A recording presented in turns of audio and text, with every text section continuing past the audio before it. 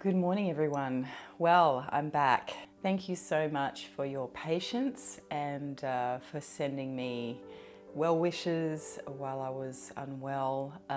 It's nothing serious. I literally just had a cold, but it hit me really hard because I haven't been sick for so long because we haven't been anywhere for so long. But in any case, I'm on the mend. I do still have a bit of a cough, so I might be cutting in and out a fair bit because I'll probably obviously edit out all of the coughs and splutters. So anyway, today we are going to be talking about some fragrances that I've fallen out of love with and some fragrances that I have fallen in love with. And I did try to match up the number of fragrances, but as it turns out, I think I've fallen out of love with more fragrances than I've fallen in love with.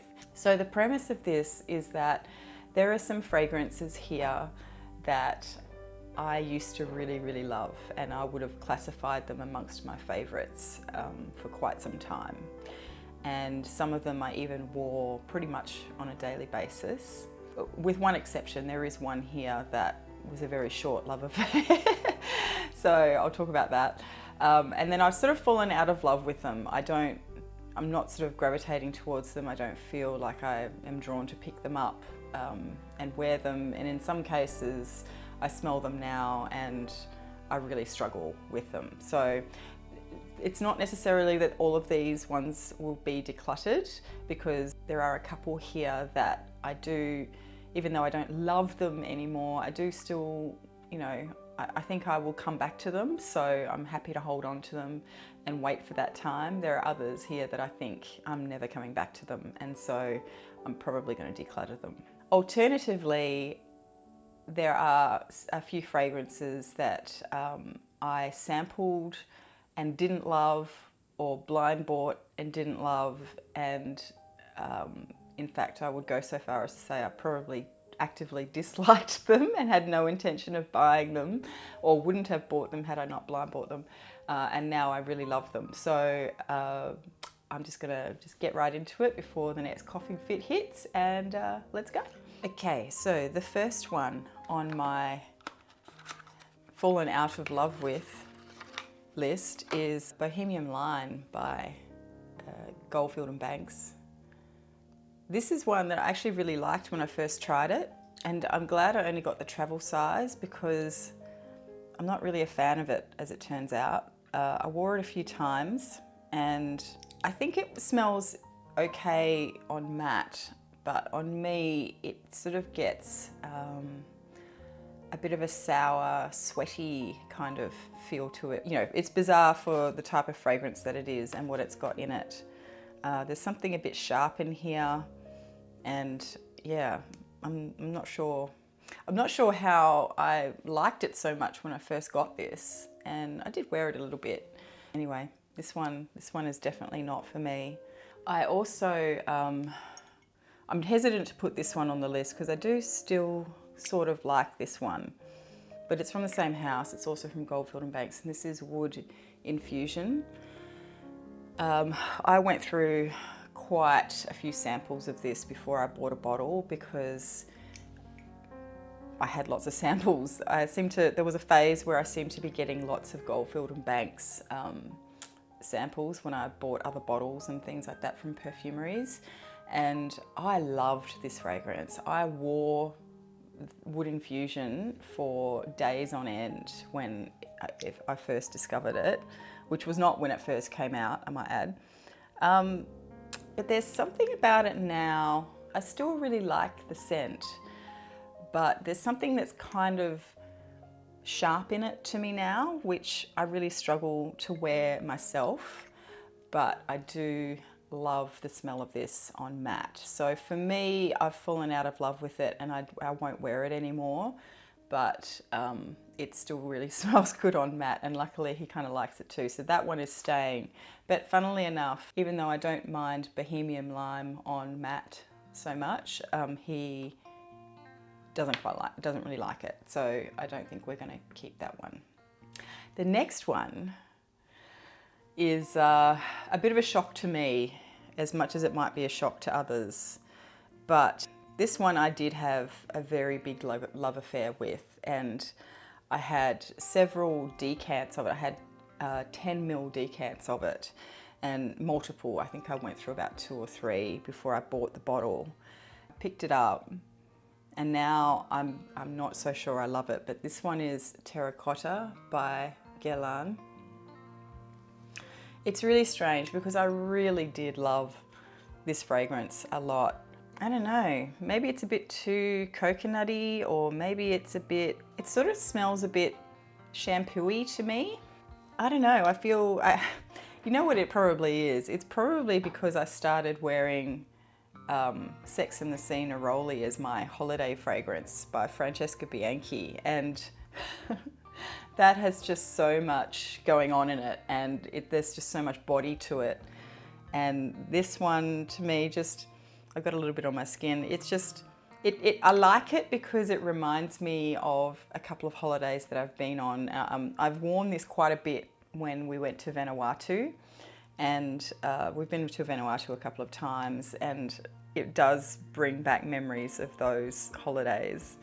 So, but I've just sort of, I don't really reach for it now, very sadly, in the hot weather. I really thought I was going to get quite a lot of wear out of it this summer, and I didn't even touch it. So, yeah, a bit sad about that. I'll keep it for now, but if I don't sort of reach for it next summer, I may get rid of that one. Anyway, I'm not really sad about the bottle. I'm sad about the loss of the love for a fragrance that I really did love quite a lot. The next one is Chanel Coco Noir by Chanel. I really love Coco still, and I just wore that the other day. But to me, this now just smells really screechy, and I still like the scent actually, but it's very headache inducing on me now. I don't know what's happened, but it never used to give me a headache, and now it does. So I'm contemplating maybe decluttering this one from my collection, even though I would love to just, maybe I'll just hold on to it for the bottle, because I do really love this bottle quite a lot. Yeah, I don't know what's happened. It feels very sharp to me now. I mean, I know it's got that patchouli in it, and the patchouli makes it a bit scratchy, and it's always been a bit scratchier than the original Coco. But yeah, it really gives me a headache now, unfortunately. So not reaching for it. The next one is probably going to be a bit of a shock. It's certainly been a shock to me, but I wanted this for so long, and I had a couple of decants again that I went through, and then the most recent decant that I had when we moved house, it broke, and so and then I discovered that I could get the smaller bottles of these fragrances in Australia. This is Ambre Nuit by Maison, Christian Dior. And when I discovered that I could buy little bottles in Australia from the Dior, directly from the Dior website, which we never could before, we could only get these smaller format bottles from the international airport in Sydney, and I never fly out. When I was traveling, I would never fly out of Sydney because I live in Brisbane and we've got an international airport here, so I usually would just fly directly from Brisbane. But yeah, this Ambre Nuit was one that I've had as decants for probably 18 months before I finally bought this one. And yeah, I'm afraid I haven't been reaching for it. And yesterday I put it on my skin because I was thinking, oh, maybe I'll wear this as my scent of the day. I don't know, maybe it's just a phase I'm going through at the moment. But it just feels like it's got something really sharp about it. It is a crisp amber, rosy amber scent, which it always has been. It's always had that crispness to it, which has always made it seem a little bit more formal in a way and more dressed up. But I think I'm really loving sort of softer fragrances, ones with, I guess, higher concentrations of naturals and vintage style fragrances, which are a lot softer. And so I think that's probably why I haven't been picking this one up. I'm not going to declutter it yet though, because I don't not like it. It's just that I don't love it like I used to. You know, I really had an obsession with this fragrance for a while, and now I don't. But I don't hate it, so I'm going to hold on to it because I think I still might wear it.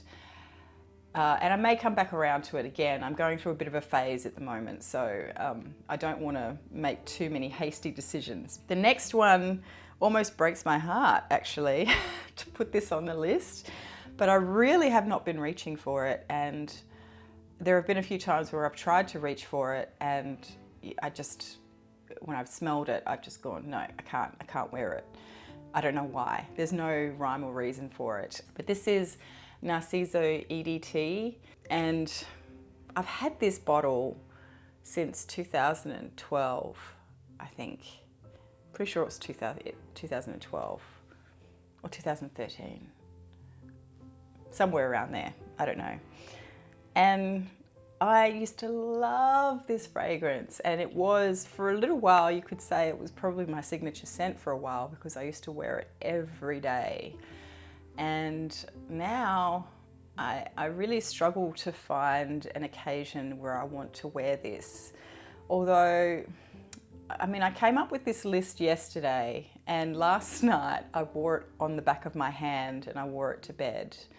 And I definitely don't love it as much as I used to, but I don't dislike it either. And after wearing it on my hand last night, I feel like I could possibly enjoy wearing it to work or something a few times, maybe sometime this year. But yeah, I just never seem to pick it up anymore. And I don't know why, because I don't hate it. There are just other things, I guess, that I want to wear more. So that's the list of the ones that I've fallen out of love with. And now we're coming to the list of ones that I've fallen in love with. Let's start with the only blind buy on this list. And that was Petite Brise by TRNP. TRNP, if you aren't aware, is a natural perfumer. They have a very natural feel to them, and she's based here in Brisbane with me. Although I should say I'm based in Brisbane with her, because I'm pretty sure she's been in Brisbane longer than I have. I discovered TRNP through Ouch110's channel, actually. He did a review quite some time ago, a couple of years ago now, I think, where he was talking about some of her fragrances. And when I found out that she was in Brisbane, I got very excited, and I thought, oh, I've got to support the local perfumer. So I went onto her website and I picked out a couple of things. I should clarify, I didn't sample them first. I could have sampled them first, but because she had these 10ml formats, which I think are fantastic to be able to have this option, I didn't bother buying samples because I thought I'll just go with the 10ml. And this one I didn't like at all when I first tried it. I put it on my skin and I thought, I'm never going to be able to wear that, ever. And lo and behold, give it a year, and I picked it up one day and I just absolutely loved it. It was just one of those days where I put it on and it just smelled so good, and it was like the perfect thing for me to put on my skin that day. And ever since then, I've just been in love with it. I really, really love it. Petite Brise by TRNP. The next one is, I did have another sample size spritzer of this, but I used it up and I kind of threw it away, and I only have this one to show you. But the next one is Musc Ravageur by Frederic Malle. You're not even going to be able to read that. Maybe you can. So it's the tiniest little sample. And in fact, this was the first sample of it that I got. But as you can imagine, I mean, it's just so small. It's ridiculous. And I never bothered with it even. And then eventually later on, I was in a store that actually sells Frederic Malle here locally, and I was able to get a 2ml spritzer sample. But I really disliked this fragrance when I first smelled it, and I used to think it was really, really challenging, and now I don't think it's that challenging. I'm actually quite surprised because I think it feels very sweet and vanilla-y to me, which is not what I feel like I got from it when I first sampled it. You know, when I first started smelling Frederic Malle fragrances in store, you know, just spritzing them on a card and whatnot, this was one of the ones I thought, ugh, no, don't like that at all. But now I really enjoy it actually. So I'm contemplating whether to get a small bottle of it or something, or maybe just a larger decant. I think just a larger decant will do me for it because it is quite a strong fragrance. Yeah, Frederic Malle, Musc Ravageur. Finally, I'm getting on board with the Frederic Malle. The next two are from the same house, and I will say that when I sampled this house, I bought the Discovery kit, and quite some time ago too. I think it was probably about 18 months ago, 2 years ago, possibly even 2 years ago, that I bought a Discovery kit for this house. And I remember not liking them at all. Actually, they were very challenging to me. And then I gave them another go sort of early last year.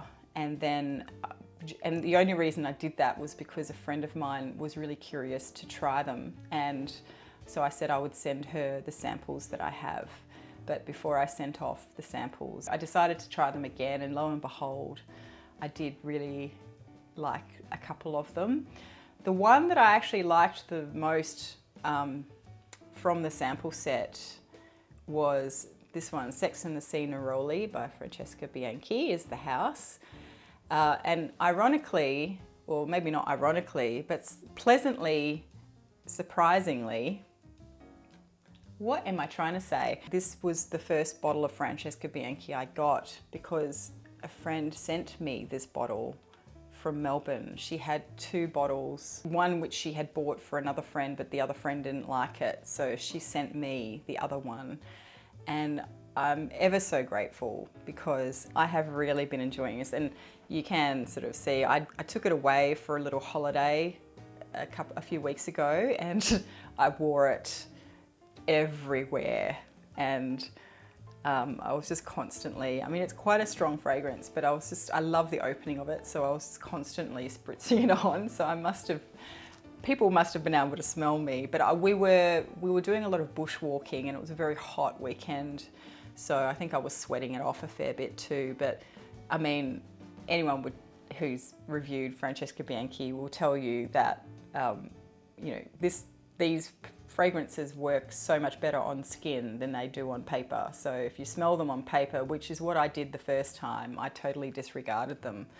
But once you put them on skin, and especially if you're going to start sweating, it's just so good. So that was the first bottle that I got, and it was a gift, which I'm very grateful for. And then the other one from the sample set that I had that I really liked was Angel's Dust. I'm pretty sure this was in the sample kit. So this is one that I only actually picked up recently. It took me a while to get around to it, but I'm not even sure I know how to describe this yet.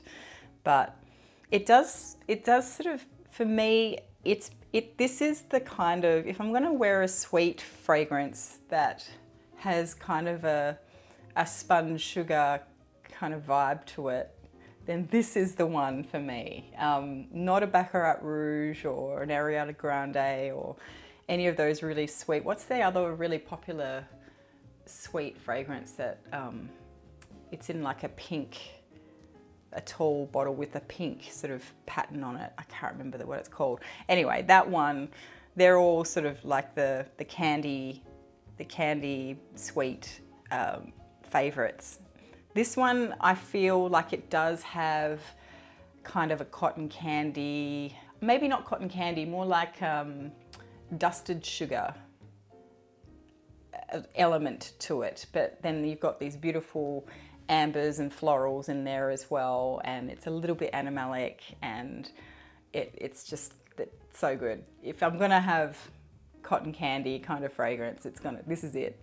I hope I haven't offended anyone who likes this fragrance by likening it to cotton candy, because it is so much more than that. But there is sort of I do feel like I get a feeling of dusted sugar from this when I smell it. So I'm very happy to have that one. So there you have it. That's my list of fragrances that I've fallen out of love with and fallen in love with. Trying to find the ones where I didn't love them and now fallen in love with them is really hard, because a lot of the times when I sample something and if I don't like it, I never go back to it. So it's kind of rare for me to actually have those kind of ones. I have lots of ones that I've fallen out of love with, but it's hard to find the ones that I didn't like but then developed a love for. So I really need to keep better records, I think, of my sampling. So anyway, that was my list. I hope you enjoyed it. If you did, please do give it a thumbs up. It really helps me out. I'm really curious to know what your list is. So please do leave a comment below and let me know if you have any standout fragrances for you that you really hated at first and then you developed a love for. Anyway, thank you so much for joining me, and hopefully I can edit out all of the coughing. I'll speak to you soon. Bye.